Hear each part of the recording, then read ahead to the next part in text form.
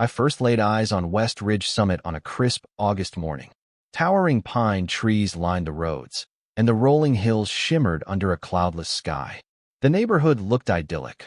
Wide sidewalks, well-maintained lawns, and pastel-colored homes that seemed lifted right out of a postcard. After spending most of my adult life on the outskirts of major cities, I was ready for a change of pace, and West Ridge Summit felt like the perfect compromise between civilization and nature. It was close enough to town to have a sense of community, but far enough into the forested valleys that you could smell fresh pine and hear the wind rustling leaves at dusk. No one in the neighborhood knew my real occupation. I introduced myself simply as Sam, the new resident interested in local wildlife and forest conservation. While true, this was also an understatement. I was, in fact, the recently appointed state director of forestry wildfire prevention. I had been serving in various forestry and wildfire management roles for nearly 15 years, working my way through the ranks. My new job, a promotion awarded after I'd successfully coordinated several statewide firebreak projects, came with both considerable responsibility and a certain level of anonymity. I preferred to keep my professional life quiet until I got to know the locals. After all, I intended to live here, not just pass through. The house I purchased was a two-story ranch with a natural stone facade, set on a sloping hillside. The land behind it stretched into a thick patch of pine forest. It was precisely this adjacency to the wilderness that drew me. I loved watching the changing seasons paint the treetops, loved the hush that fell when morning fog settled among the trunks. My new home needed a few renovations, but I was excited to handle them. The real estate agent had mentioned the West Ridge Homeowners Association, describing it as active and engaged. That sounded fine to me. HOAs often help maintain property values, and I believed in abiding by sensible community guidelines. I didn't realize how quickly that comfort and optimism would evaporate. The day after I moved in, I was hauling a few boxes from my pickup truck when a woman strode across the street, her posture rigid and purposeful. She looked to be in her late 40s or early 50s, with neatly coiffed auburn hair and a pair of pastel green slacks that seemed pressed to perfection. She marched like someone with pressing business to address. Her expression was severe, the corner of her mouth set in a slight grimace. My real estate agent had mentioned there was a neighborhood lead, presumably someone from the HOA. I guess this must be her. "Hello," I called, trying to break the ice with a friendly wave. "I'm Sam. Just moved in yesterday." She slowed her steps a fraction, then advanced like she was conducting a formal inspection of my driveway. Yes, she said briskly, eyes narrowing. "We've been expecting you. I'm Beatrice Arnett, but you can call me B if you like. Though most folks around here just call me Karen." She gave me a tight-lipped smile that didn't quite reach her eyes. I laughed politely. The nickname seemed odd and a bit unfriendly. Why Karen? I couldn't tell if it was a joke or an inside reference. Perhaps it was something about her personality that I hadn't discovered yet. "Nice to meet you, Ms. Arnett." She cleared her throat. "I'm the Homeowners Association president, so you can come to me with any questions. I'm here to ensure that everyone follows the rules we've set. That's what keeps West Ridge Summit such a fine place to live, you understand." She glanced over my shoulder at the boxes in my truck, as if cataloging them. "Welcome to our beautiful community. We like to keep things orderly, quiet, and respectful."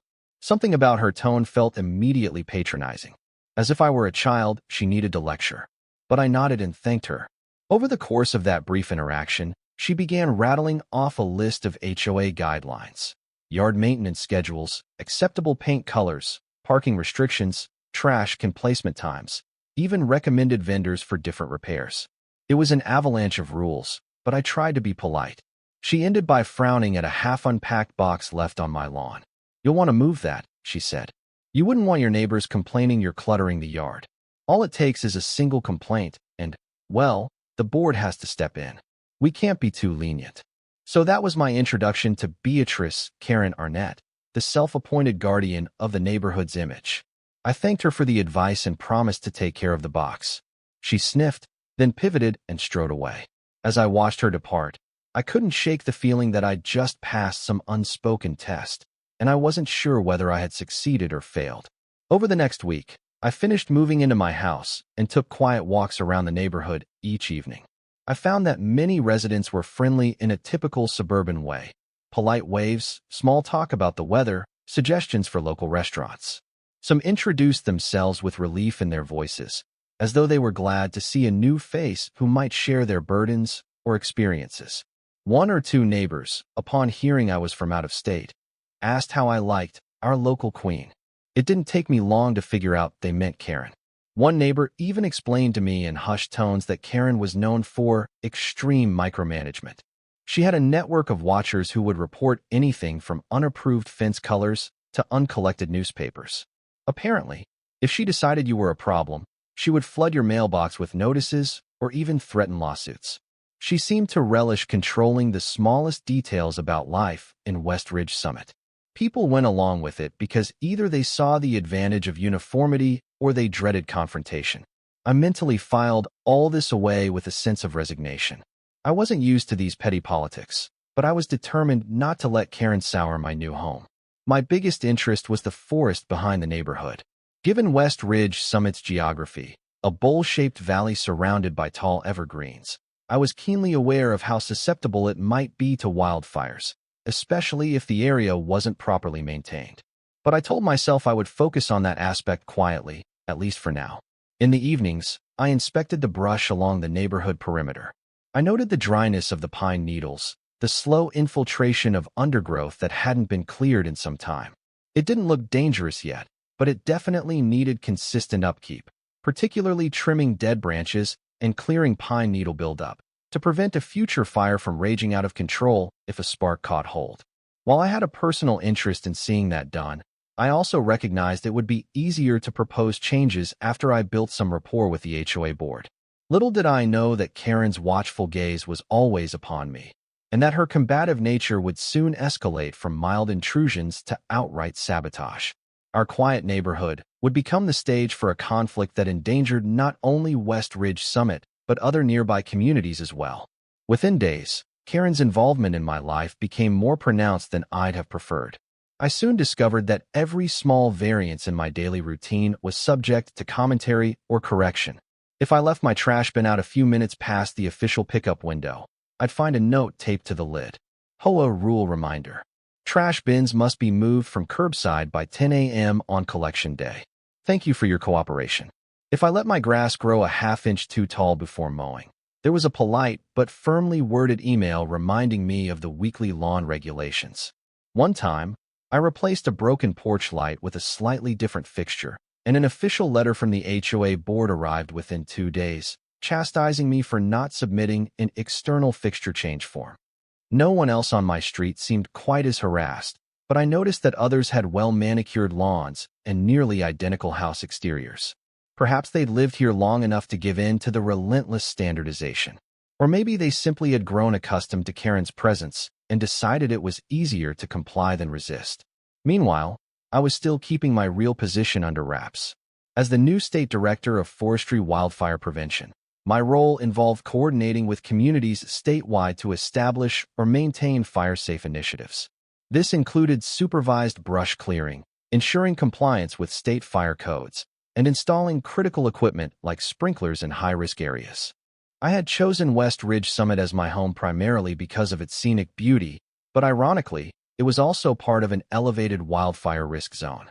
I wanted to see if I could, quietly and methodically, help the neighborhood become a model for wildfire preparedness. I started small, discussing the local topography and climate with some neighbors, feeling out how they perceived the risk of wildfires.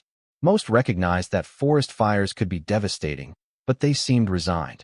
Perhaps they believed the HOA would handle it someday, or maybe they had tried to push for it and run into Karen's opposition. It became clear she disliked any initiatives she didn't directly control. One afternoon, while I was clearing overgrown ivy near my fence, Karen appeared again. It was remarkable how quietly she approached, almost as if she was trying to catch me doing something wrong. She stood on the sidewalk, arms crossed, her lips pursed in that now familiar way. "Hello, Ms. Arnett," I said, not bothering to hide my exasperation as I paused my yard work. "How can I help you?" She gestured toward the fence. "I see you're trimming the ivy. Did you submit a landscaping alteration form to the HOA board?" "I'm not altering anything," I replied patiently. "I'm just removing some invasive ivy before it damages the fence." Her eyes narrowed as though I'd just told a half-truth. "Right? Well, I appreciate that you're keeping up with yard maintenance. But the rule states that any significant changes to the yard, including trimming or removing large amounts of vegetation, should be documented. In some cases, we might need to approve it. The notion that I needed HOA approval to pull ivy off my own fence seemed absurd. Still, I tried to keep my tone respectful. I'll fill out a form if you'd like, but this is simply routine maintenance. Karen sighed dramatically. I know you're new here. I'm just doing my duty by reminding you of our guidelines. She paused, looking at me with an air of condescending curiosity. Is there a reason you're so interested in the forest or in yard maintenance? You seem to be out here more than most. I've noticed you walking around the perimeter, too. I shrugged noncommittally. I have a personal interest in forestry and conservation. I'm not trying to alarm anyone. I just want to ensure things are done safely. We are surrounded by a heavily wooded area, after all. Her laugh was sharp, dismissive. We have a good record. Our community is quite safe. If there was a concern, I would be the first to know and take action. That's part of why we have a strong HOA. So don't worry yourself too much. I bit my tongue. This was a delicate dance. Karen clearly prided herself on controlling every aspect of life in the neighborhood. It wouldn't do to reveal my official position or to challenge her authority so soon. I simply nodded and thanked her for the reminder about the guidelines. She walked away, satisfied enough that she'd corrected me. That evening, I mulled over the best approach to address West Ridge Summit's wildfire vulnerability. The dryness in the underbrush, the untrimmed tree limbs, and the lack of a proper cleared buffer zone all weighed on my mind. My job had me analyzing dozens of communities each year, and I knew how quickly a spark could turn into a catastrophic blaze. In fact, the next week, I was scheduled to host a regional workshop in the nearby city about wildfire safety and equipment. All municipalities and their respective HOAs were invited. Perhaps I could gently push Karen to attend, or at least get some other members of the board interested. Building alliances within the community might be the best way to circumvent her potential resistance. But as fate would have it, Karen's arrogance and sense of self-importance would soon escalate from petty policing to something far more dangerous, placing herself and everyone else in jeopardy. A few days later, I posted an official notice about the upcoming wildfire prevention workshop on the neighborhood bulletin board, which was located near the community mailboxes. Normally, such bulletins were pinned neatly in rows, but mine was removed by the following morning. After reposting it 3 times, only to see it vanish again, I decided a more direct approach was needed. I found out the HOA was having its monthly board meeting one evening in the community center, an airy, single-story building near the neighborhood's entrance. Anyone could attend, though only board members could vote on proposals. When I arrived, a handful of neighbors were also there, presumably to discuss minor concerns, an upcoming block party, a dispute about property lines, that sort of thing. At precisely 7 p.m., Karen, who was evidently the HOA president, took her place at the head of the table, flanked by 4 other board members. Her posture was impeccable, and she spoke with a tone that brooked no argument. Even her fellow board members seemed more like ceremonial placeholders than equal participants. Sitting among them, I felt the tension in the air. Karen commanded every discussion. The others merely nodded or seconded her motions. When the time came for open discussion, I raised my hand. My name is Sam. I moved in recently, and I'd like to invite everyone to a wildfire prevention workshop I'm hosting in the city next week. It's free to the public, and it could be beneficial for communities like ours that border heavily wooded areas. Karen's expression hardened. I see. And where, exactly, is this workshop being held? I gave her the location details. The city's municipal building had offered its event room for the workshop. We'll be discussing best practices for clearing brush, maintaining healthy tree canopies, and installing community-wide fire safety systems like sprinklers or emergency water access points. She arched an eyebrow. That sounds like a heavy lift. Our community's done just fine without those measures for years. I recall no major fire incidents in our immediate vicinity for more than a decade. That's fortunate, I conceded. However, climate conditions are changing, and it only takes one spark in the dry season to threaten the neighborhood. With proper foresight, we can implement affordable measures to drastically reduce our risk. Even something as simple as clearing the perimeter of dead branches can help. Karen glanced around the table, gauging whether anyone else might speak up. The board members shifted uncomfortably, but none dared to contradict her. She locked eyes with me again. Is there a cost associated with these so-called systems? Would the HOA be on the hook for paying for them? I shook my head. Some programs are funded through grants. I work with municipalities statewide to secure such funding. There's minimal financial burden if we approach it properly. At the workshop, I'll discuss how communities can apply for these grants. I carefully avoided mentioning my exact job title, wanting to keep a low profile. Karen, however, seemed unimpressed. She sniffed dismissively. Well, I suppose if anyone is interested, they can attend. But I, for one, won't be wasting my time. West Ridge Summit has an excellent record. We have sprinklers in many homes, and the forest around us has never caused problems. I'd hate to see resources diverted into misguided projects. Her tone was final, and with that, she moved on to the next agenda item. I noticed several neighbors eyeing me sympathetically, as if they understood the uphill battle I was facing. I silently promised myself that I wouldn't let Karen's arrogance deter me from protecting the very forest that made this place so special. Despite Karen's resistance, I spent the next few days quietly surveying the perimeter of the community, taking detailed notes on the topography and vegetation density. While West Ridge Summit's immediate landscaping seemed managed, the surrounding forest was thick with undergrowth, fallen logs, and dry pine needles. None of this was unusual for a typical woodland, but it did pose a higher risk in the event of a spark. On a late afternoon hike, I stumbled upon something curious in a clearing behind several houses, including Karen's. Tall signs were posted every 100 yards warning trespassers away from private property, but this land was still within what I determined was the neighborhood's boundary. HOA records indicated that certain sections were collectively owned, presumably to prevent commercial development or random construction. It was an interesting arrangement, a shared forest that the HOA was supposed to maintain as a natural reserve.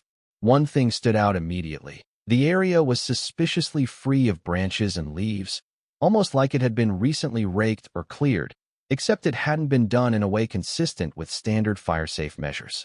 Instead of neatly piled debris for safe disposal, I discovered cut branches and piles of leaves shoved into hidden gullies. It wasn't obvious from the walking paths, but if you ventured just a few feet off trail, you saw enormous heaps of flammable material. It looked as though someone had gone through the trouble of making the clearing appear tidy without actually removing the waste. Why would anyone do such a thing? The simplest explanation was that whoever was handling the landscaping wanted it to look maintained at minimal cost or effort. By pushing all the debris out of sight, they could claim the forest floor was being managed. But in reality, it was a ticking time bomb. The piles were dense, dry, and perfect kindling for a wildfire. I took several photos, intending to bring this to the attention of the board. The more I looked, the more convinced I became that this was the work of the HOA or a landscaper they hired. I recognized a prime example of out-of-sight, out-of-mind landscaping shortcuts, which were not only against most environmental guidelines, but also dangerously irresponsible in a high-risk zone. Before I left, I also noted a small sign that read, "Maintained by WRS-HOA." So it was indeed the HOA's doing. Judging by the footprints and the pile's state, this was recent work, maybe within the last few weeks. This kind of dangerously sloppy brush management could be easily rectified if the right guidelines were followed. But if it was an intentional, cost-cutting measure authorized by Karen, that spelled trouble. I returned home, intending to bring up my discovery in the next HOA meeting. However, an even more pressing issue cropped up the following day, my official workshop in the city. I had done my best to promote it, sending out flyers, and even going door to door in parts of West Ridge Summit. Yet, to my disappointment, the turnout from my own neighborhood was minimal. A handful of people from the nearby town attended, and a few out-of-town community leaders came to learn about the programs. But Karen was nowhere to be found, nor were the other board members. So be it, I thought. I could still push forward with my plan to secure grants and see if the HOA might be swayed by the potential for external funding.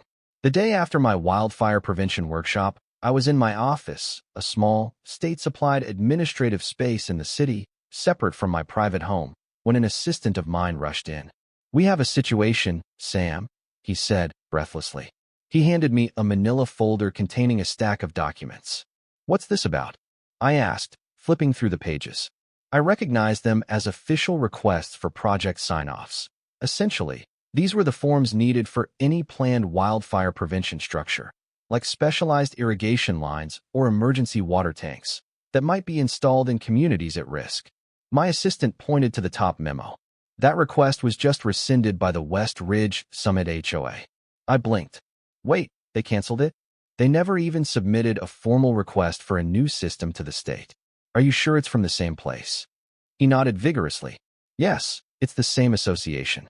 Actually, it appears that a few months back, your predecessor approved a preliminary plan to install a specialized irrigation line around West Ridge Summit's perimeter.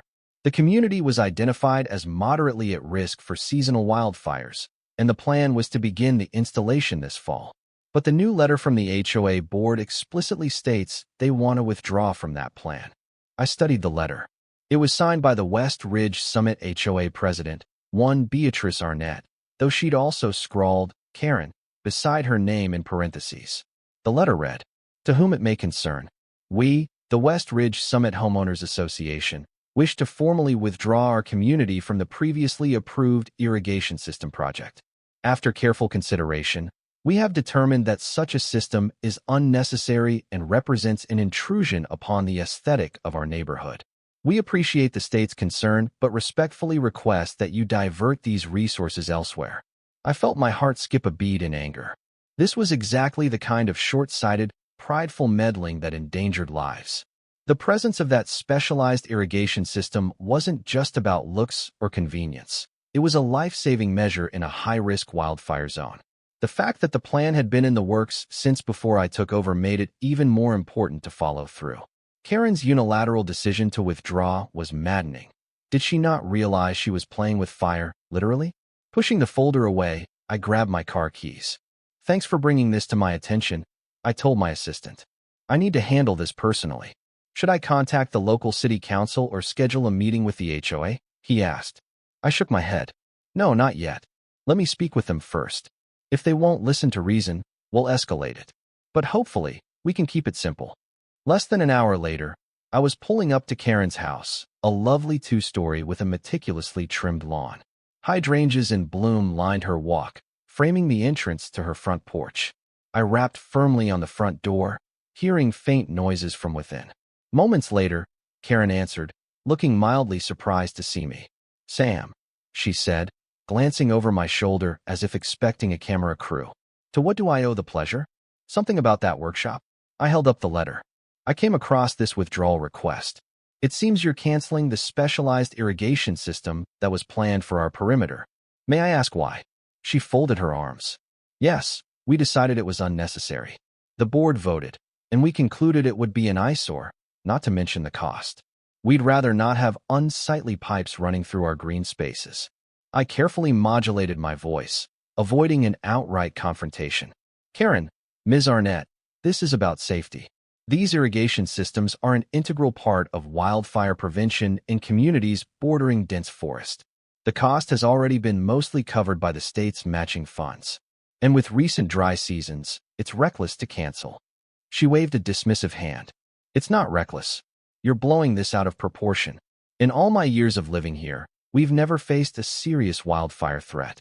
Why should we clutter the landscape now with industrial-looking equipment?" My frustration was mounting, but I tried to remain calm. Because climates change. Because the undergrowth around West Ridge Summit is dangerously dry. And because small measures now could prevent a catastrophe later. Karen smirked. "We're not children, Sam.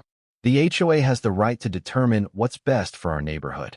I've done my research, and I don't think those systems are necessary. That's the end of it."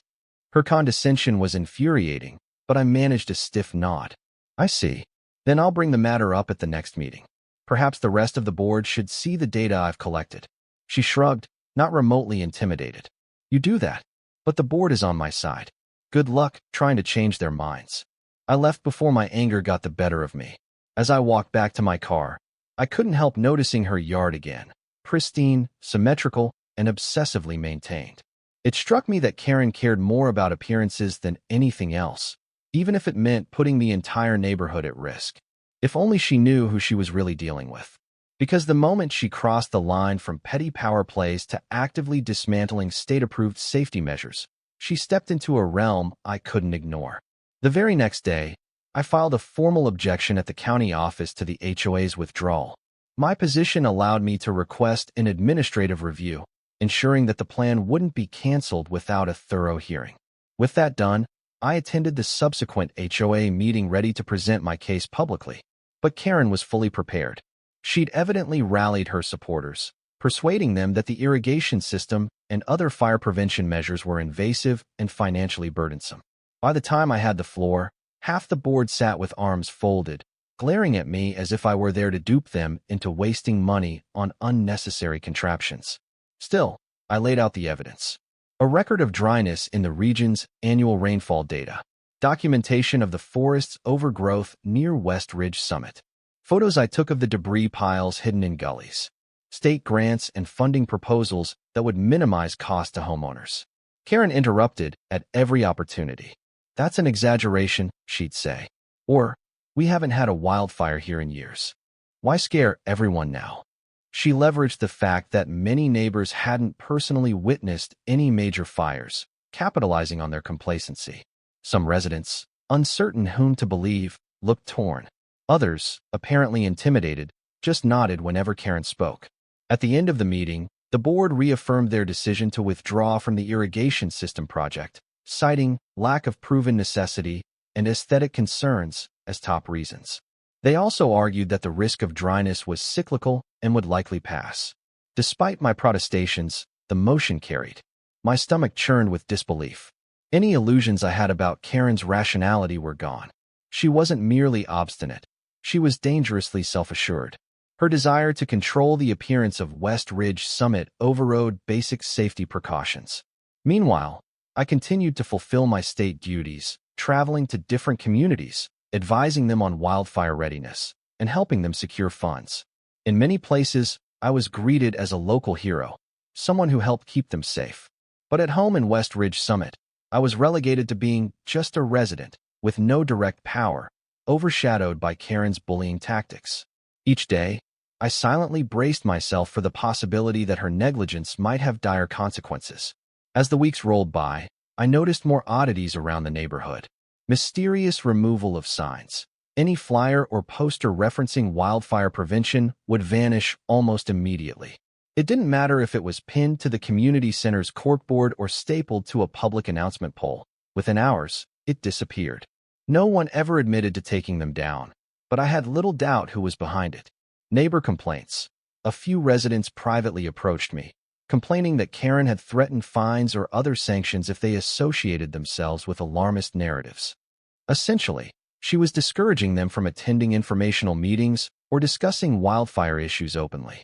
One elderly couple told me that Karen had knocked on their door and reprimanded them for having a yard sign about forest fire awareness. She demanded they remove it immediately or face an official warning. Blocked volunteers. A small group of neighbors had expressed interest in forming a volunteer team to clear brush safely. Karen stepped in, citing liability concerns and effectively shutting down the initiative. She insisted that only HOA-approved vendors could perform such tasks, then never approved any vendor for that purpose. With each new incident, I grew more determined. The final straw came when I discovered that certain early warning fire sensors, devices installed in the forest by state environmental agencies to monitor humidity and detect signs of smoke, had been physically removed. These sensors, roughly the size of a shoebox, were mounted on trees at intervals. They transmitted data back to a central station, helping us gauge the risk of fire in real time.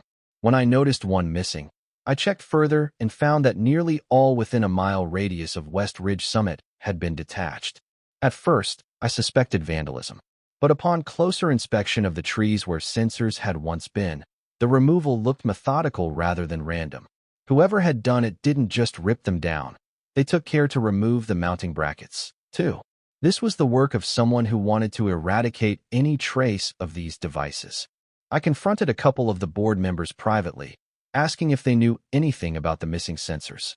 Both claimed ignorance, but the way they squirmed told me they weren't entirely clueless. One of them blurted, "Karen said we needed to keep the neighborhood pristine. Didn't want weird contraptions scaring away wildlife or making the forest look industrial. He looked embarrassed. She didn't say anything about physically removing them, though. My blood boiled. These sensors were vital for early detection. Removing them was not only a violation of state property, it was a crime that endangered the safety of everyone in the surrounding communities. I immediately filed a formal report with my department, urging a thorough investigation. My superiors were just as alarmed. They promised swift action, but the legal wheels of bureaucracy could turn slowly.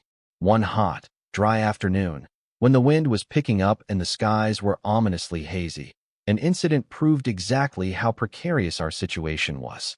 A small brush fire ignited near the county line, roughly 8 miles from West Ridge Summit.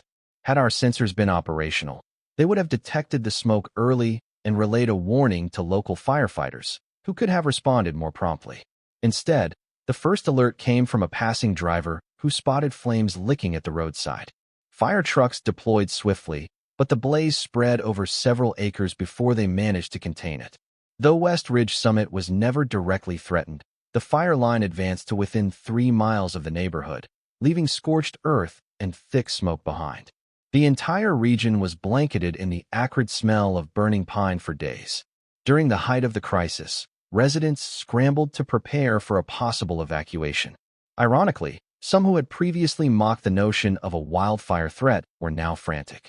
Karen was conspicuously silent. She issued no statements, refused to answer calls from concerned neighbors, and basically went into hiding in her perfectly maintained house. Her authority wavered for a moment as the real danger of a wildfire hammered at the community's doorstep. Once the fire was contained and residents realized how close they'd come to disaster, a wave of relief swept through the neighborhood. But for me, it was a sobering reminder of how quickly conditions could escalate. We had dodged a bullet, but if the flames had turned toward West Ridge Summit, the missing sensors and canceled irrigation system would have spelled disaster. In the aftermath, local news channels covered the incident, and some even interviewed me, in my official capacity, about the region's susceptibility to wildfires. Without naming names, I pointed out how certain neighborhoods were resisting crucial fire prevention measures. Karen must have recognized that I was referring to West Ridge Summit. My phone blew up with calls from neighbors who were finally curious about the protective steps they'd ignored. Many now wanted the irrigation system reinstated and the sensors replaced. Yet, Karen still clung to her position. She placed the blame elsewhere, insisting that if the sensors were needed, the state could have told us in a clearer way, or that they never sought proper permission to install them. It was an incredibly transparent attempt to deflect responsibility. The tension between those who understood the severity of the risk and Karen's faction only grew. As summer approached its end, temperatures soared, and humidity plummeted. A perfect storm of conditions made the entire region highly susceptible to wildfires. My responsibilities as state director had me juggling multiple counties, but West Ridge Summit weighed heavily on my mind. Our small community's vulnerabilities were like an unguarded wound. Then came the fateful day, one that underscored just how far Karen was willing to go. I returned home late from a statewide meeting to see the gutted remains of an equipment shed at the edge of the neighborhood. This shed had stored hoses, sprinklers, and other fire safety apparatus the state had provided months ago, back when the previous director had earmarked West Ridge Summit for improvements. Apparently, it had been torched. Local investigators deemed it suspicious. There was no sign of an electrical short or natural cause. Neighborhood rumors ran wild. Some said Karen set it ablaze to eliminate ugly equipment. Others believed someone who disliked Karen might have done it to spite her. Regardless of the cause, the result was the destruction of equipment that might have saved lives if a major fire broke out. I was furious, though I kept my cool publicly. Privately, I conferred with local law enforcement, providing them with details about the missing sensors and the suspicious pushback from the HOA. The puzzle pieces were starting to line up. Karen and her allies had systematically removed or destroyed state-provided fire safety devices, presumably to preserve the look of the neighborhood. Around that same time, I received a tip from a regretful board member who'd finally had enough. This individual, who wished to remain anonymous, revealed that Karen had gone behind the board's back to hire a shady contractor, instructing them to dismantle anything that resembled industrial clutter, including the sensors. She also apparently planned to remove the partial piping that had already been laid for the irrigation system, believing it was an eyesore. The tipster was scared of legal repercussions, but they couldn't stand by any longer. This was the straw that broke the camel's back. I brought the evidence directly to my superiors and local authorities. Between the illegally removed sensors and the possible arson at the shed, there was more than enough grounds for a formal investigation and charges if we could prove who was responsible. I had tried the diplomatic route, but Karen had crossed into blatant criminal behavior, endangering not only West Ridge Summit, but surrounding neighborhoods as well. Within a week, law enforcement officers, accompanied by fire inspectors and our forestry department, descended upon West Ridge Summit to document every violation. They took statements from neighbors and board members, gathered physical evidence from the gullies stuffed with brush, and reviewed suspicious financial transactions, like the alleged contractor hire. Undercover, they also traced a trail of digital communications, emails in which Karen explicitly instructed certain residents to dispose of those fire sensors if you see them, and threaten them if they mentioned it. The more they uncovered, the more the investigators realized the scope of Karen's sabotage.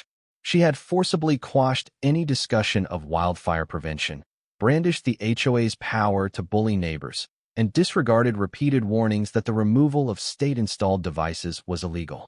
In the process, she'd left a paper, an electronic, trail of incriminating evidence. When the official charges were drawn up, it was staggering. Destruction of state property, endangerment of public safety, obstruction of a legal governmental program, and possible involvement in the arson. Not to mention potential civil suits from neighbors who felt threatened or misled. Karen was livid. She stormed into the next public HOA meeting after being served with papers, proclaiming her innocence and calling it a witch hunt. But the tide had turned dramatically. Many of those who once feared her now realized how thoroughly she'd jeopardized their homes and families. The board, in a desperate attempt to save face, voted to remove her from the presidency immediately.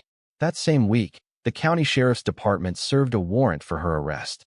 She was handcuffed on her own porch, a scene that left neighbors gawking from their windows and front lawns. She tried to harangue the officers, but they were having none of it. Cell phone videos captured the moment, and it quickly spread through social media like wildfire, aptly enough. The legal proceedings moved faster than usual, given the gravity of the charges and the evidence at hand. Karen's attorney tried to argue that she was only following the HOA's interests and had no intention of causing harm. But emails and statements from multiple witnesses told a different story. She was painted as an egomaniac who had zero respect for expert advice or state regulations. The arson charge specifically remained under investigation, but the destruction of state property and public endangerment charges were rock solid. At the same time, the HOA scrambled to rehabilitate its image. With Karen out of the picture, they voted to reinstate the specialized irrigation project. They welcomed the sensors being reinstalled. They also approved brush clearing initiatives, which promptly got underway with volunteer help. The transformation was stark. Suddenly, the community that had resisted any mention of wildfire prevention was rallying to adopt the best practices. It was a bittersweet victory, as it took a near disaster and a major scandal to shift the mindset. Local newspapers covered the trial in detail, highlighting the bizarre irony of an HOA president so fixated on controlling her neighborhood's aesthetics that she actively undermined life-saving measures. My role as the state director of forestry wildfire prevention came to light, too. Many expressed shock that someone of my stature lived quietly in West Ridge Summit, while the HOA president brazenly destroyed critical equipment.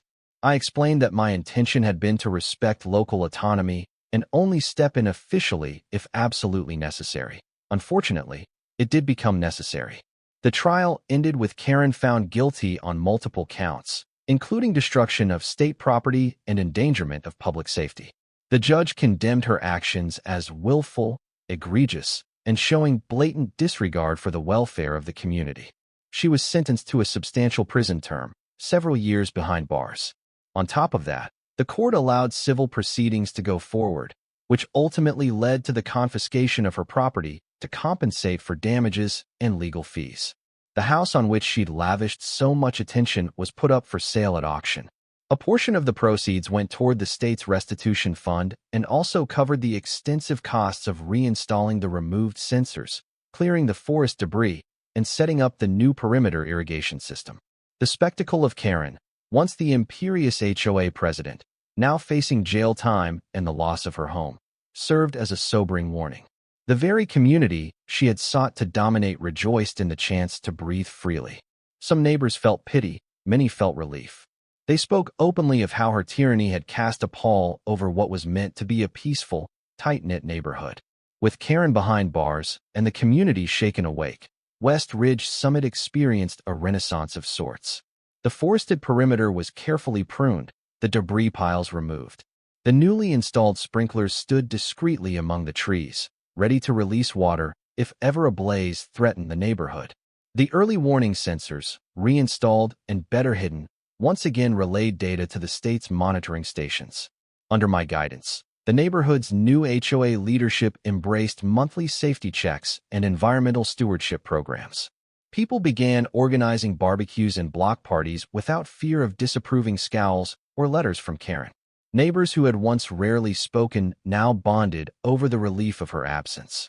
Some who had allied with her, out of fear or simple gullibility, apologized to the rest of the community and made amends by volunteering in the new brush-clearing projects. Children could ride their bikes freely without someone measuring the decibel level of their laughter or the squeak of their tires. In short, West Ridge Summit became the welcoming, vibrant place I had originally envisioned. The specter of Karen's control had lifted. Ironically, her downfall accelerated the adoption of best practices that would keep the forest healthy and the houses safe. Personally, the experience taught me the importance of vigilance against complacency. My presence in West Ridge Summit was initially passive, a desire to let the HOA manage itself.